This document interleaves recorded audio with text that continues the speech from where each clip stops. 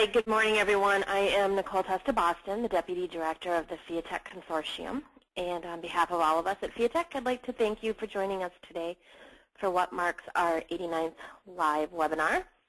Today we have an hour set aside to discuss Atlas RFID's automated field data collection system for field material control. So with that, I'd like to go ahead and introduce John Chesser.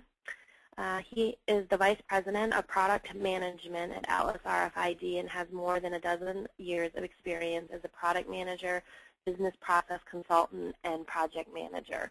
He is responsible for ensuring Atlas's RFID-based materials management solution, materials visibility portal, and continues to eliminate or reduce the use of manual paper-based inventory control and preventive maintenance processes for the industrial construction and maintenance market.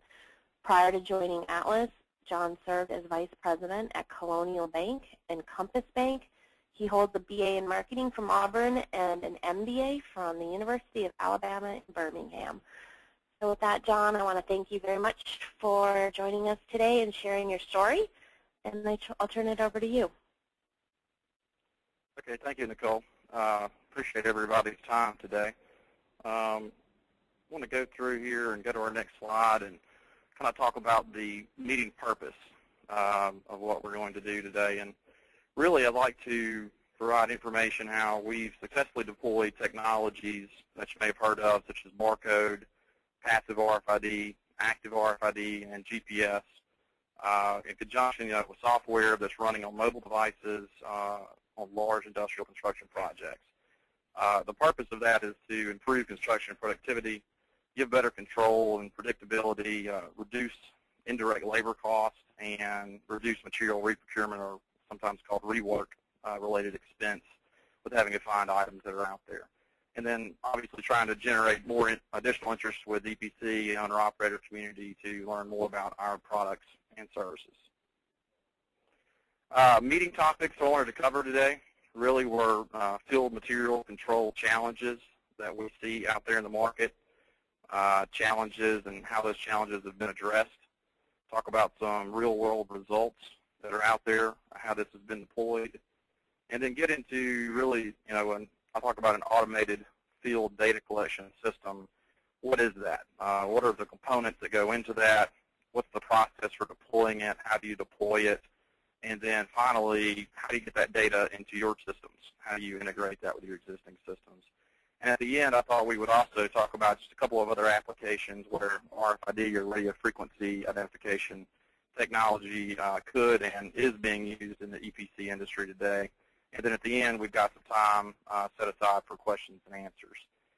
What you'll see down here at the bottom of each slide is basically a compass that tells us where we are. So as we go to the next slide here, you'll see that the area that we're discussing is actually highlighted. So it will help you as we go through the conversation here. So field material control challenges. It's interesting, although this pre-engineered component can account for a large percentage of overall project costs. I mean, in many cases you may be dealing with $500 million in material that you're managing. We're still doing that manually, receiving it manually, using paper and pencil, tracking it and locating it manually in the laydown yards, and then also as well as tracking it manually once it's picked and installed. So results of that is tens of thousands of these components. When you're doing that, you can have instances of not immediately found, whether that's temporarily for 30 minutes or 4 hours or 10 hours, or whether that's where you're actually reprocuring, a stainless steel valve or something. So again, what we've had is we typically craft have had control of material in the laydown yards using the manual data collection methods.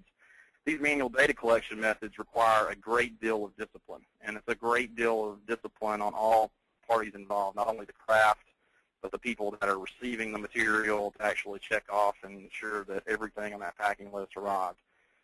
Anytime you've got a manual process that requires great discipline, things can begin to break down. What this has resulted in is a significant increase in indirect man hours that are associated for this, and unnecessary locating, in many cases shaking out and staging activities, and we'll talk about that. Also, the increase in material rework, unplanned workarounds, and obviously the worst thing is the scheduled delay that can happen. So why is that? Well, one of the reasons is that we have large, complex storage locations. This is an example of actually a compact site where I've got multiple laydown yards that are across this site. And in many cases, I could have laydown yards that are miles away from the actual installation site. So it's not only large, it's complex when you get into the physical world. The other thing is the manual recording of the storage location. So not only are we checking that off on a piece of paper, writing it down, maybe we're keying it into something later, but there's also these manual grid locations that are out there that when you get to the laydown yard or you get to the storage location that's out there and you're in that physical world, it's difficult sometimes to look at a handwritten or a piece of paper that's telling you where to go get these things. To make matters worse, when you actually get there, then you have thousands of these unique but similar looking items. So every one of these items has got a unique, pipe spool ID or structural steel piece mark. I mean, it's got something that this guy's got to go get for a work package to complete a unit of work. Then he gets there, it's complex, and there's a lot of things that are stored out there, but they're also hard to read. So in many cases, you may have a handwritten, you may have a tag on something, but you're still out there going to look for it. And to make matters worse, sometimes that can be hidden. So you may have material, whether it be grass, whether it be snow, whether it be dirt, and in many cases it can actually obscure the location of these different things. So as you'll see here as we move through the compass, the next section that we're actually here is, well, what can you do about those challenges? We all know those challenges exist.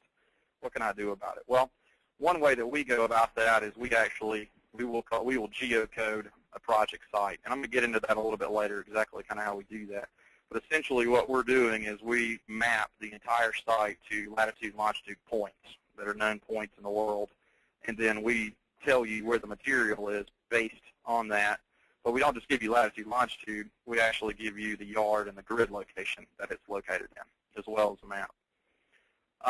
For indoor storage items, we establish indoor storage locations. So if you've got a warehouse that's set up or you've got connexes that have set up and you've got material in it, you can actually establish those locations, record where those things are, and that helps that person when they're going back to get that. Obviously, when you're indoors, you don't have the GPS functionality, so we're giving you basically a structure to set up warehouse and zone locations. There's then the process of recording those storage locations, and we're doing that with handheld devices. And then what we do is we store that, and where you can provide you with a visual and contextual inventory of where your material is. And so not only, and contextual is important too, because it can tell me where a piece of pipe is in relation to another piece of pipe, and that becomes very important, as we'll see, when we kind of get into the picking process, when we get into there. So it's very important to have both. The other thing that we do is we provide material movement reports. And so a material movement report then will tell you if something was in one location today and then tomorrow it's in another location. And that can be very helpful for the people that are managing that laydown yard to have some present-day information to be able to go out and take some action before it gets to the heat of the moment and they're actually looking for it and they need it for construction. Then we provide material location for picking, and we'll do that via pick lists that are printed. And on the pick list, basically can give you a number that correlates back to some description about this material. And that material, that pick list then is used to actually go out and locate that material. The other thing you can do is on a handheld device, you could down that pick list to a handheld device. And on that handheld device, you have two options for locating that material. So you'll have a pick list, you'll have certain material that's associated with that pick list. And then when you choose that you want to find that, then that's a function. And there's two different ways to do it. One that you're seeing here is I've got a blue dot that's represented as the person that's looking for it, which is basically the GPS receiver in the handheld device. And then I've got a red dot that is actually showing me where this is. Now, the other thing that we do is we actually take and break down the images of your entire site and put that onto the handheld device. So it can help this. It can help someone if they've got a physical landmark that they're looking at, and it can help them actually walk right up to it. Now, if you're using an active RFID tag, you can actually get into a situation here, so where you can see this black line here, and that black line, it also works with a beep, an audible, it's almost like a Geiger counter that begins to beep, and as you get closer to the material that you're looking for, the beeping increments will increase. So on one side, it's almost kind of like a little video game where you're going to get to it. The other side, where you can flip back and forth between these, is an arrow that is telling you this tag is this many meters away to the southeast, and allows you to literally walk right to the material you're looking for. Now what we're going to talk about, I guess, are some real-world results here. And I know a lot of you guys are familiar with CII and the report that was published recently. You know, some of the highlights from that and the field trials that those guys did were, you know, the 8-to-1 labor savings when they were looking at using it on one subset of steel versus another subset of steel, as well as the instances of reduction in not immediately found material.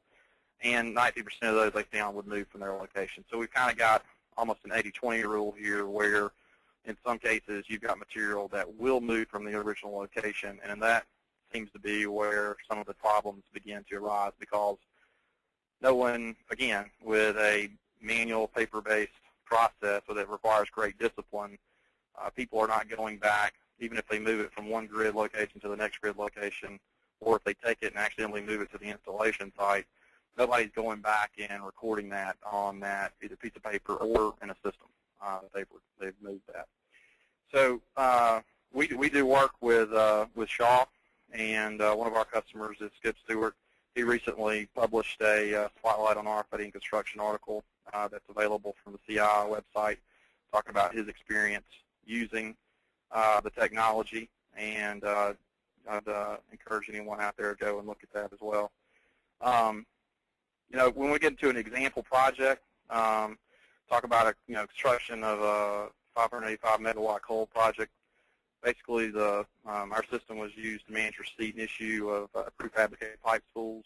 There was a budget established based on industry standards of 120 minutes per spool. That's including multiple people for the entire receiving, locating, and issuing of the pipe spool. So basically the life of the management of that pipe spool.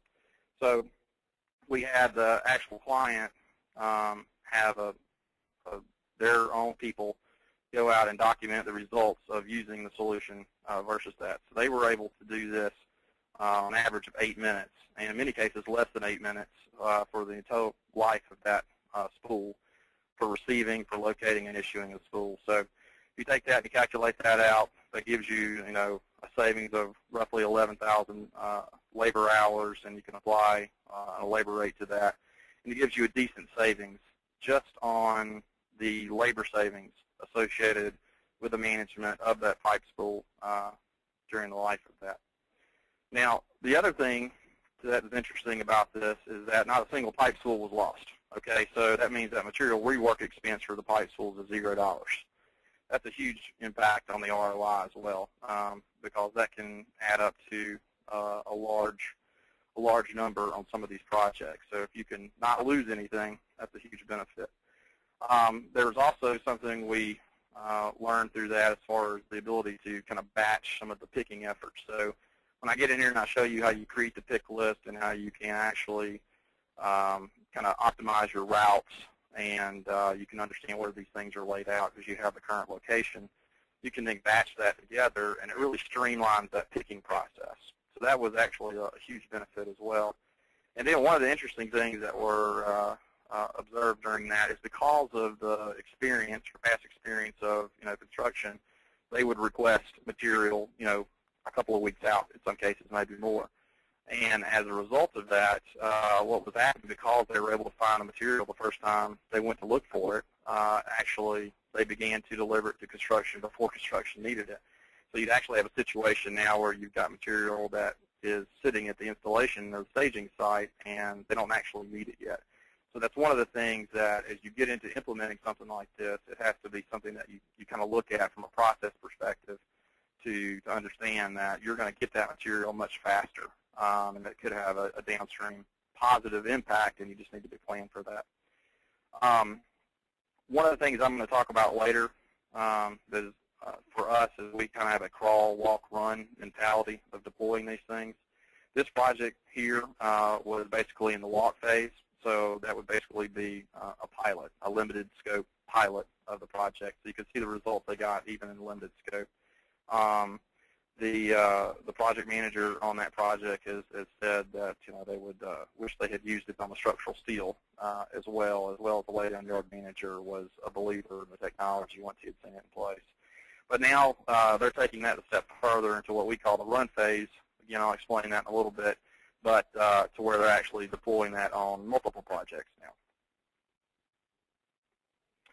So now we're going to talk about automated field data collection, and what do I mean by that? Well, specifically to us, what I mean is that I've got a system here in the middle, which is a software-based system, which we call Materials Visibility Portal, that can use barcode, passive, active RFID, GPS, and mobile computing devices, as well as fixed stationary, some people may call them choke point readers, all taking that information, collecting that information, facilitating the processes in the field as far as receipt and issue and inventory maintenance, and then make that data available to a client system, such as a smart plant materials or another homegrown system that you may have, or a Bentley, or one of these systems that you're using out there today. Our specifically one, our value proposition on that is knowing the right pieces on site, number one. That's where it all starts. Number two, making sure that you can find the right piece the first time. Every single time you got to look for it. Knowing that when you go to look for it, you're going to find it very quickly, and knowing finally that that right piece is installed. And we'll talk about that and exactly kind of how we do that. So now I'm going to talk about system components. Again, automated field data collection. So what are some of those system components? When you get into mobile computers, we use about 3 different models. 2 of these are a Motorola. One is a Scion. And then we also use some Bluetooth barcode scanners to do that. All of these, some of these work with passive, some work with active, some have GPS, some don't have GPS, and that's kind of where we get into working with each client to understand exactly how they're going to deploy this. We also have choke point readers. The choke point readers are used with the active RFID tags, and the choke point readers will give you additional functionality that will allow you to read these active RFID tags that may be sitting on a truck coming in or on a float that's maybe been delivered down to the installation area. So when you can do that and you've previously geocoded your entire site, now you can actually have the location and you can know what zone it's in, and then you can actually change the status of each one of those materials based on a zone read. An example of that would be I've got someone that's put the tags on before they get to the site. I read it at the site. I can change that to a status of gate receipt. Another example of that would be I've got one that I've set up near a staging area or near a point that I'm going to pass when I'm going to the staging area. I can read all those, and then I can change that status to it's been delivered to staging, or change the zone of it basically to show you what that's at. And then the other components that are involved are RFID tags. Again, these can be active or passive tags. It depends on your specific environment, and we'll talk a little bit about that as we get into it. And then mobile software that's running on that. So again, so basically there's a mobile software suite that will allow you to do certain functions as far as adding material, picking material, inventory maintenance, these types of different things that are out there. We'll talk about that. And then server software. So the server software is the other component of that fits together, where we're actually showing the locations, allowing you to create tick lists, allowing you to get your access to your material movement reports, and set up your system to configure that. All of that works together. So I've got, to give you kind of a bigger picture then, I've got my mobile software with a compact mobile database, SQL, that's sitting on that. I've got my server that's sitting there with a SQL Server database as well that's broken down into device layers that allow me to interchange hardware. So if the next best thing comes out, next May, and there's a better tag, a better reader, I can exchange and put that in there. Again, without changing the work process flow, without changing the user interface on either the server or the mobile. As well as not changing when you get down to here, which is one of the bigger benefits, is actually having this interface to exchange that data with external systems, whether it's a materials management system, ERP, those types of systems. But I can change all. I can plug in, pull out devices, again, based on what's the best from a performance and best from a price point for the end customer, but not change any of the data integration or the user interface. So the next thing I was wanting to talk about was kind of what, and I talked about it a little bit earlier, was the crawl, walk, run mentality of deploying this. Seems like everybody that I talk to out there is very interested in it, wants to learn more about it.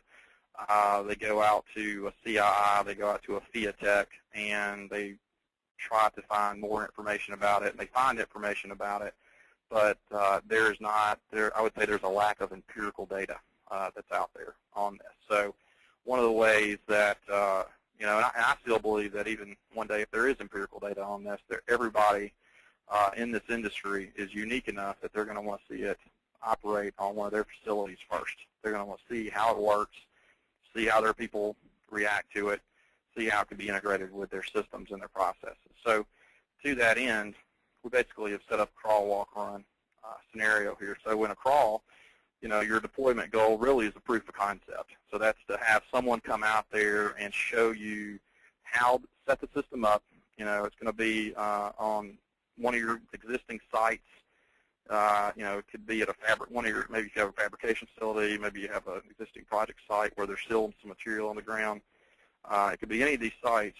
Come in there, see how the system is set up, see how it works with passive, see how it works with barcode, see how it works with active and GPS, and how all that works together, what the pros and cons are, and what you can expect from the system. And that typically deployment time, you're looking at about 2 days on that. Data management on that, there's really not a lot of data management. We'll show you how you can get data into the system and out of the system, and that's at that level, that's typically done with Microsoft Excel import or export. And the cost on that is very low. It's typically a very nominal fee for time and services to come out there and do that.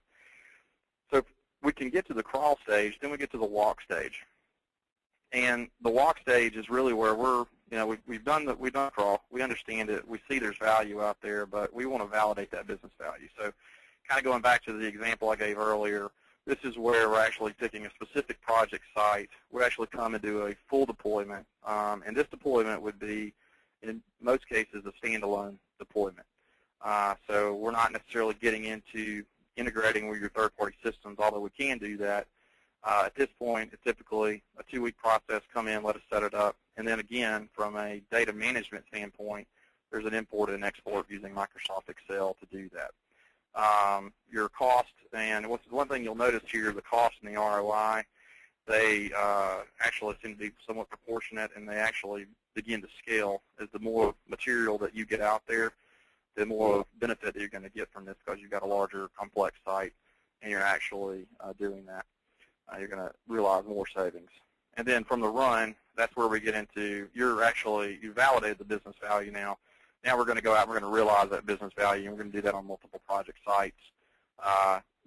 2 months, and I've got an asterisk there. It all depends on the system that we're integrating with, but typically you would do some type of system integration, whether that's with smart plant materials using their APIs, or with another system to do that. And we can talk about that a little bit later.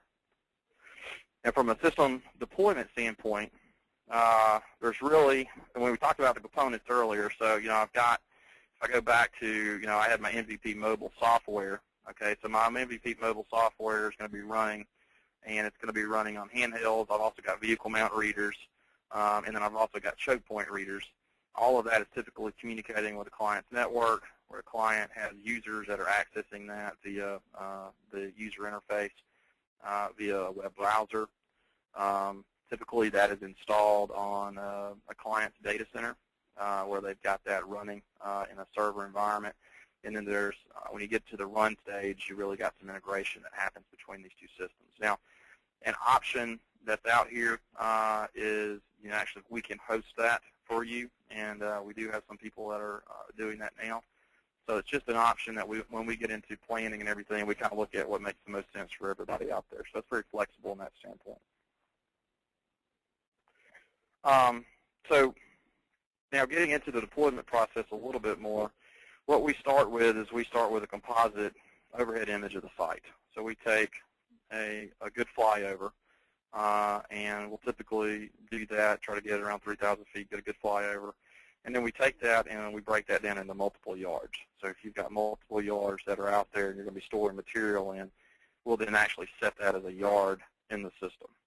Now, once we've set that as a yard in the system, then we'll actually work with your materials management or lay down your brancher, whoever's most familiar with that, to actually go out and walk that yard with them and actually map that yard based on that. And then these yellow lines are basically zones that we come back in, and we set it up initially, and then we train someone at your organization to use these tools here to be able to actually draw these zones out.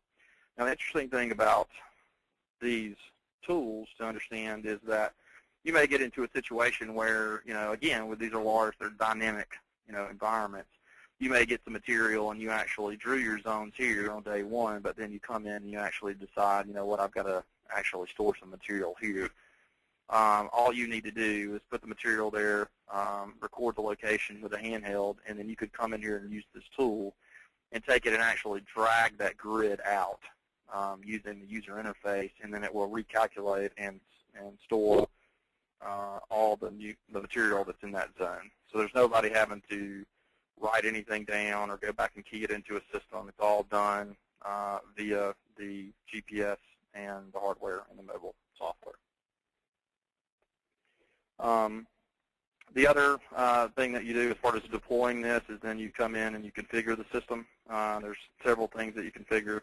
One of the things that we allow you to do in the system is to set up custom user-defined fields, and this can be very valuable when you get into a process of, especially in the picking. So if you're going to search for something based on drawing number or sequence number or even on PO number, you can do that if you've actually taken, set the system up and then you've actually added that data into the system. The other things you do, you set up, different statuses, and that's very important. You can set up your own defined statuses. There are some that are standard, but then you can set that up and then define what is available on the handheld. And you'll see this a little bit later, but it becomes important because now you can control the person that's out in the field and how they can update the status of the different materials. Also allows you to set up the statuses based on the fixed readers and the different things that you get, as well as you can manage all of your yards in the application.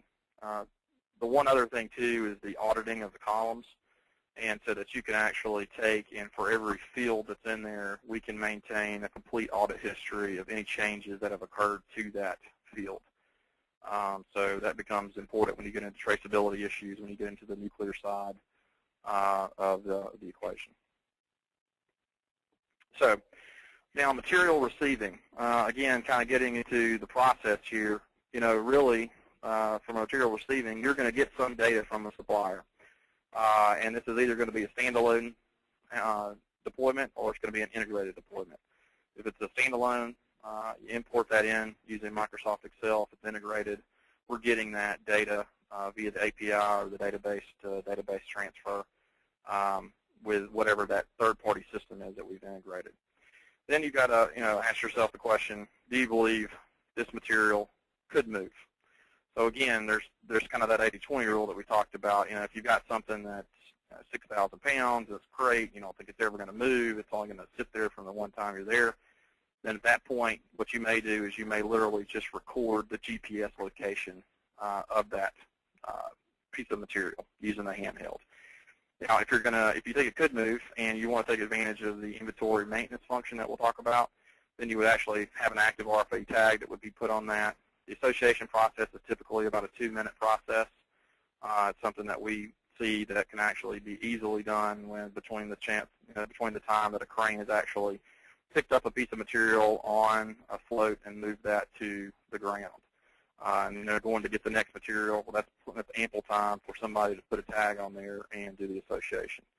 But once you've done that, you come back in, and then that data is synchronized with the server application. If you are using, a wireless network, that synchronization can happen as well via the wireless network. So it depends on kind of what your infrastructure is there. Well, essentially what you're doing in the system is you're making the RFID tag ID, which is a unique serialized number, equal that material ID.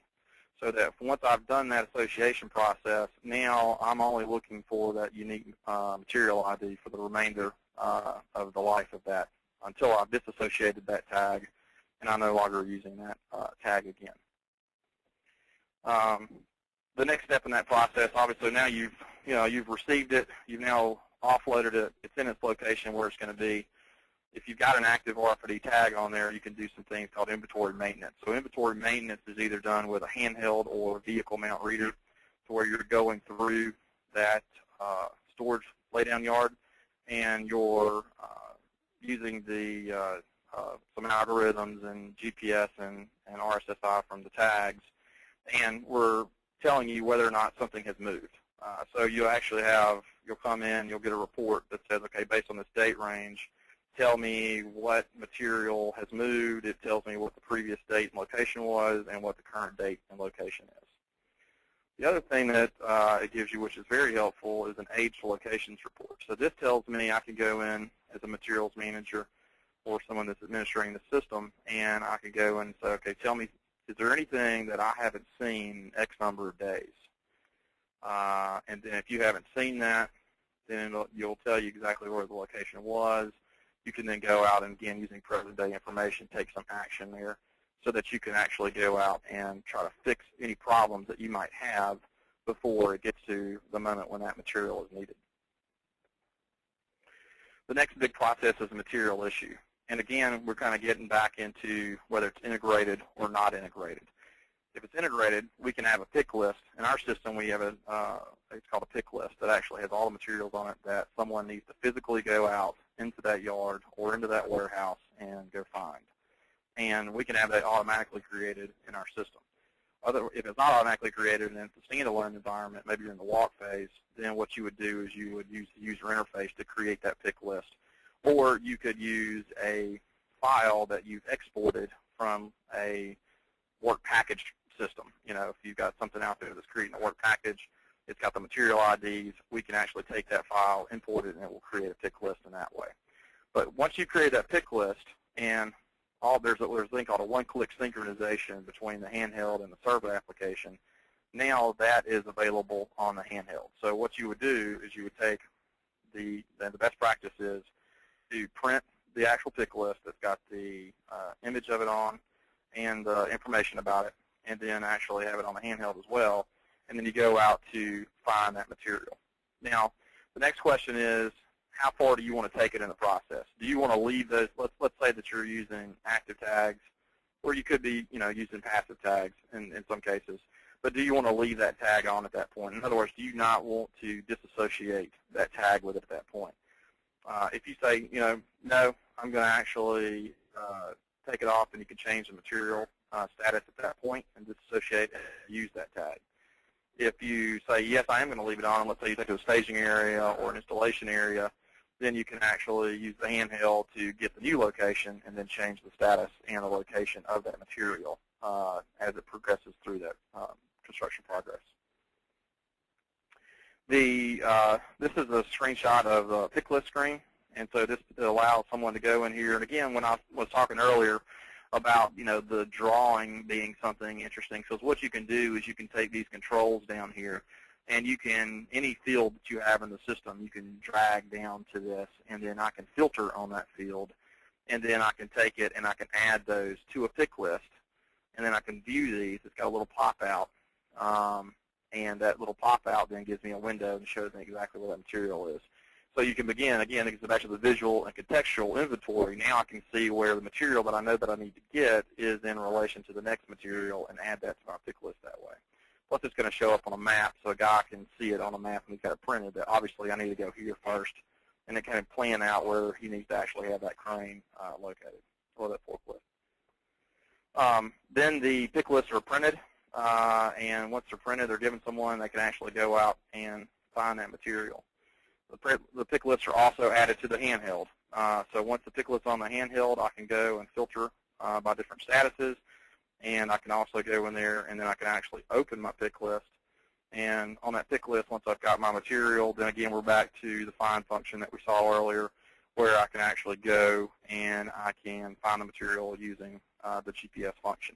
Now this will work whether you have whether you're using a barcode or passive RFID or active RFID or GPS. Whatever you've done, you record that location, it will take you back to that location. The difference is that you're only going to get that audible beeping sound when you're within range of that RFID tag, and the active RFID tag is what gives you the longest range and allows you to actually find that with actually beaconing out to you. And we can talk about that later if somebody has a question on that. Then going back to the different statuses that you have, so when that material is picked, the person in the field, if you set or configured the system to allow them to do it, they can actually change the status of that material record in the actual handheld device there. And then that will actually help you once you have that, and then it's synchronized with the server. Now you've got that available for reporting in the server for progress reporting, as well as that can be integrated with any of those third-party systems. And then the last step in that tag process is to disassociate that tag. So you've disassociated that tag with the material record. Now the system still keeps all the audit history, all the changes that have happened, how many, the number of times it was located, when it was located, who's done what to it. But it's simply going to disassociate that tag ID from that material ID, and then allow you to actually reuse that active tag. Excuse me.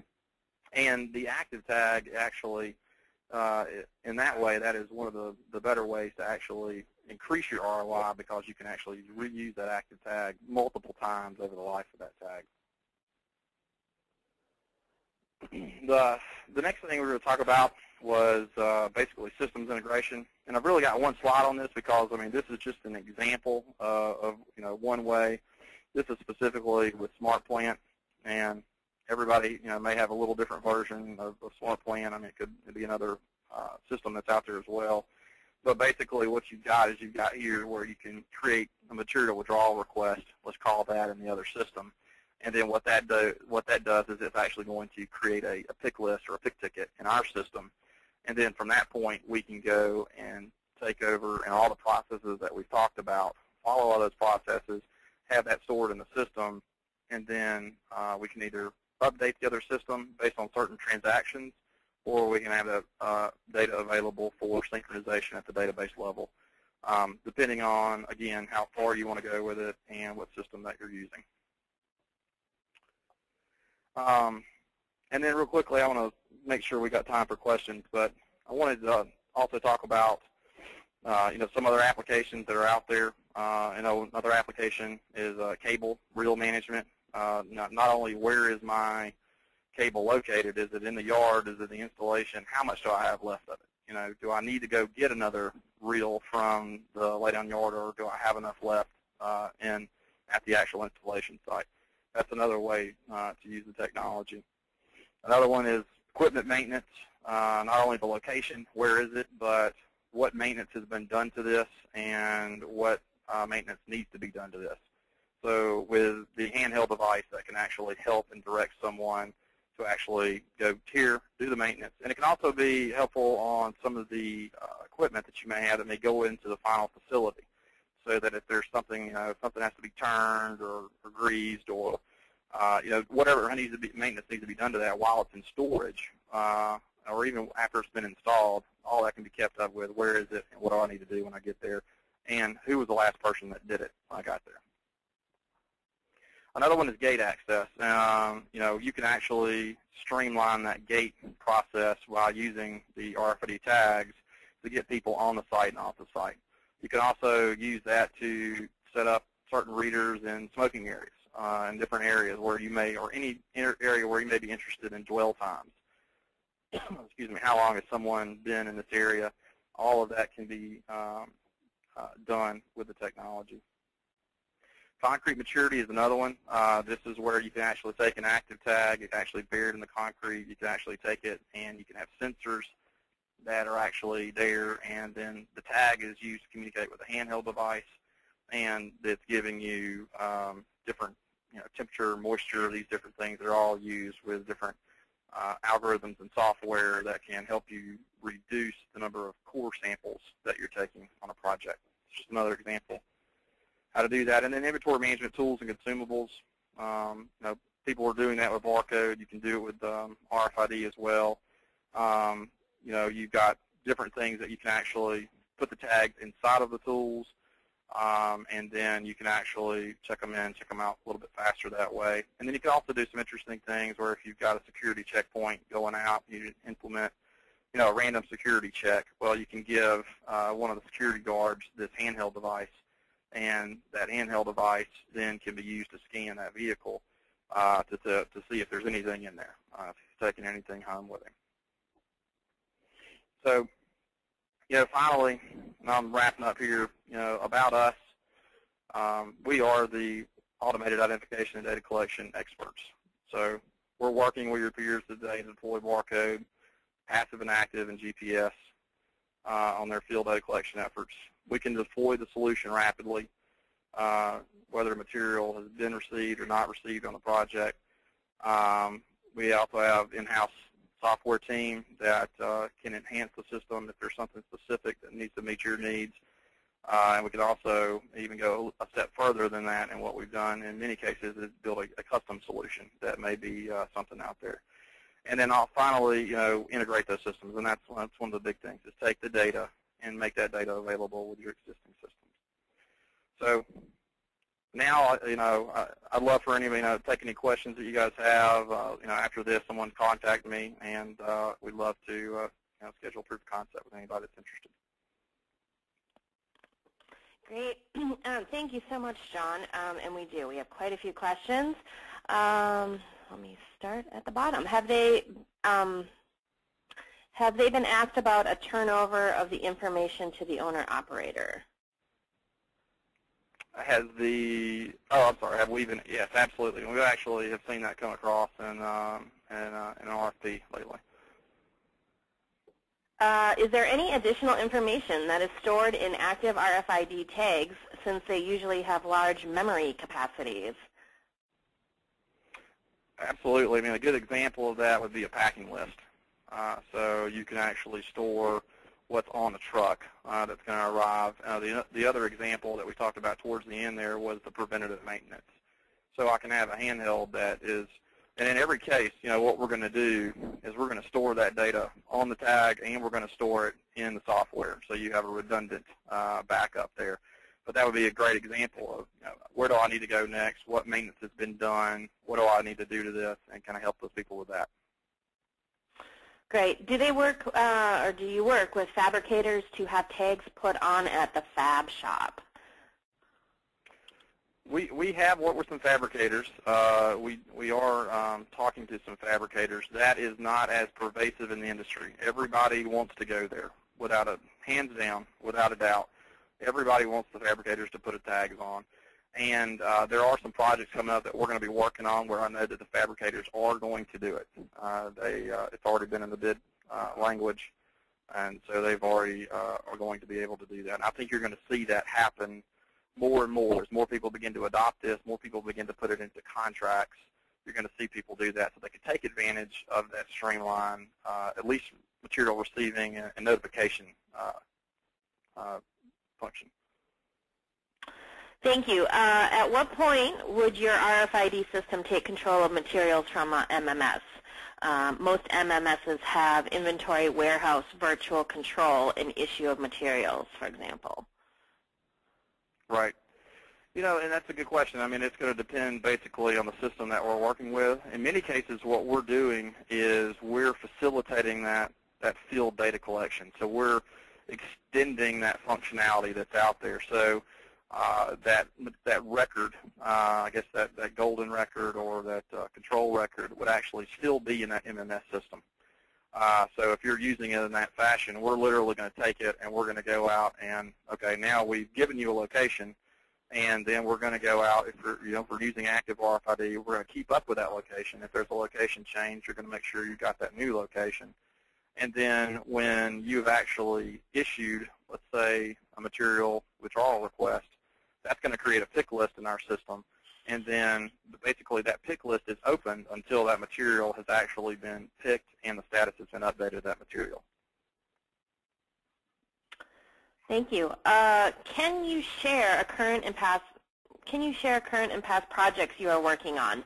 I know we talked earlier before we started this session that Shaw Group is one of their customers and is a member of FIATEC, which is how we got put in touch with Atlas.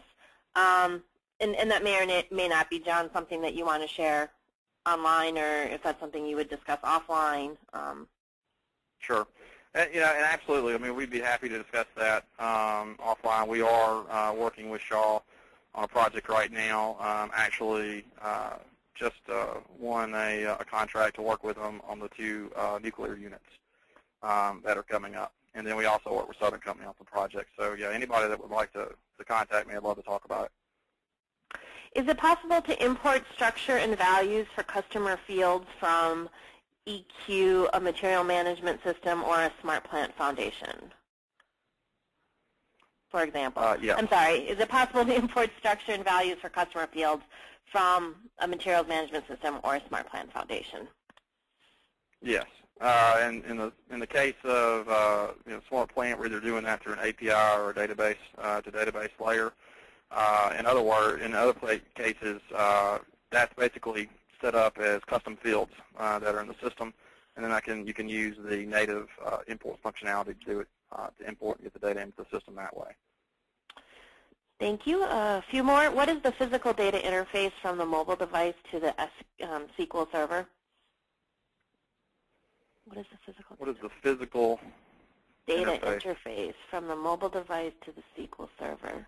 Okay, I think I understand that question. And there's really 2 things there. Well, from a physical layer, if you've got a handheld reader, then basically what you've got is you've got a docking station, and you've got a USB cable, and that USB cable is then connected to a network.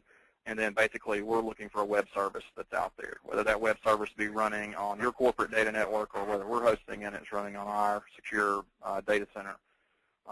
That's the physical connection there. Now, on if you're doing wireless, you can actually, it's really no different.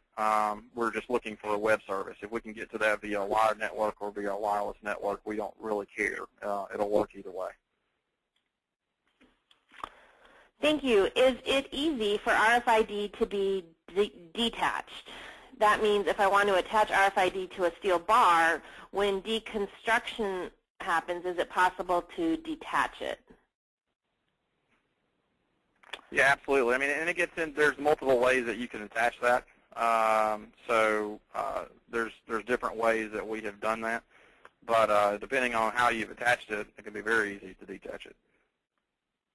Great. Can it be customized to record construction step-based progress? Absolutely, and I believe that really is inherent in the system today with what we call the status. We've got different transactions that are in the system. One is location, one is status, and that status is going to be updated either on physical world location, whether, in other words, I'm in a latitude, longitude that's within this geo-coded zone, or it's actually updated through the handheld device where the guy's actually updating it. Again, those statuses can be set up based on your specific vernacular, your specific construction flows, and then you can allow that person that's out in the field using the mobile software to then change the status based on what you want them to change. Thank you. 2 questions somewhat together. What kind of interface technologies are available to connect MVP with ERP or MMS? And then another person specifically wanted to know if you can use the smartphone as a handheld device. Yeah, actually, I mean, and we are, I mean, essentially using a smartphone. And what we're using today for that platform is a Windows Mobile platform. And so, I know there are other smartphones that are out there as far as the iPhone and things like that. Typically, what we're using today is the Windows Mobile. Now, as far as the integration possibilities, that's really two different ways to do that via Web Services API at that layer, or again, if it makes sense, you may do more of a database to database type processing, where that's either using triggers or sort procedures to update as needed. How do you protect the tags against probable damages? Sure. Well, you've got to be smart about where you put them. You don't put them at listing points, and you work with, whether it's the supplier you're working with, or you work with the people that are out there in the laydown yard to actually do that. One project, to give you an example, where there was 22,000 of, again, this was on an active tag, but 22,000 of those were deployed. At the end of that project, there were 400 that were missing. So it's a, if you can put the processes in place and you don't put them at listing points, that can definitely be protected. I've heard complaints that RFID loses some functionality around large quantities of steel. Any truth to this? Absolutely. When you get into passive, there's no doubt about it, because we didn't really get into the details of how this works from a physics standpoint. When you get into a passive, what you've got is, if it's around metal, it's going to attenuate that signal. Okay, so you can do different things where you can put padding behind the tag, you can hang the tag, you can do things so it gets free space so they can actually do that. But when you get into an environment where you've got a lot of steel, the passive, it will be difficult to energize that tag. So when we get into an environment where we've got structural steel or we've got fabricated pipe spools, a heavy metal environment, the active RFID tag is the way to go, because it actually is boosting a signal out. It's using a battery to send that signal out. So it's not waiting on a reader to energize that tag. It sends that out. And in many cases, actually, when you get around a lot of metal, those signals can bounce, and it can actually extend that signal. Thank you. I think 3 more. Have you used this system for valve maintenance? Were the tags active or passive, and what data was stored on the tags or the server? So yeah, valve maintenance. I know FIATech is. I think you've got a project right now where you're kind of looking at that. We personally have not done that for valve maintenance.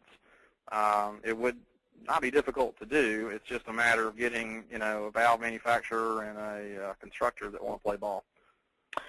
In fact, the individual who's asking this comes from one of the FIATech member companies, so I would suggest he get in touch with Sharon Bickford, bickford@fiatech.org, and Sharon can talk to you about the project that we're launching, looking specifically at RFID on valves with passive tags.